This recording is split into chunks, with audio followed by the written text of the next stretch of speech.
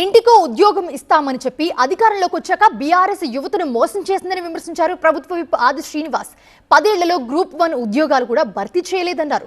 యువత త్యాగాలను బీఆర్ఎస్ పట్టించుకోలేదని సీఎంపై అక్కసతో జీవన్ రెడ్డి మాట్లాడుతున్నారని కౌంటర్ ఇచ్చారు ఆది శ్రీనివాస్.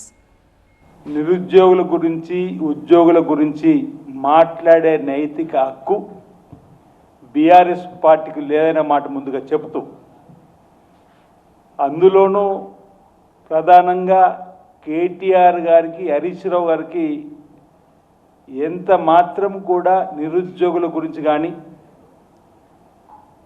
యువత గురించి కానీ మాట్లాడేటువంటి నైతికత అసలుకే లేదు.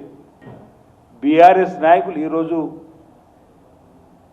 నిరుద్యోగ యువత గురించి మాట్లాడేటువంటి కార్యక్రమం ఇది కపట ప్రేమ, యువత పైన, నిరుద్యోగ యువకులపైన ముసలి కన్నీరు కారుస్తున్నట్టుగానే ఉన్నటువంటి కార్యక్రమం తప్ప 10 సంవత్సరాల్లో యువతను, నిరుద్యోగులు పట్టించుకొని వీళ్ళు ఈరోజు ఈ ప్రభుత్వం పైన, గౌరవ ముఖ్యమంత్రి శ్రీ రేవంత్ రెడ్డి గారి పైన అబాండాలు వేసేటువంటి ప్రయత్నం చేస్తూ ముందుకు పోతున్న తీరును తీవ్రంగా తప్పుపడుతూనూ ఖండిస్తున్నమాట ఈ సందర్భం చెప్తూ, జీవన్ రెడ్డి గారు కాంగ్రెస్ పార్టీలో ఉన్నప్పుడు,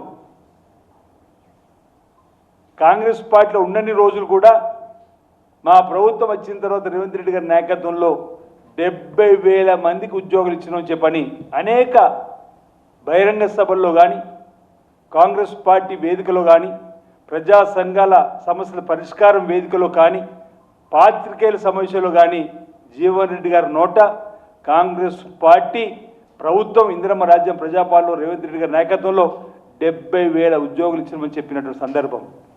కానీ నిన్నటి రోజు బీఆర్ఎస్ భవన్లో వారు మాట్లాడుతూ 17,000 ఉద్యోగాలు ఇచ్చిరని చెప్పిన మాట చెప్తున్నారు. అంటే బీఆర్ఎస్ భవన్లోకి పోగానే ఇప్పటికే అబద్ధాలకు care of address BRS Bhavan. Harish Rao గారు, కేటీఆర్ గారు అనేక సందర్భాలు చెప్పినాం.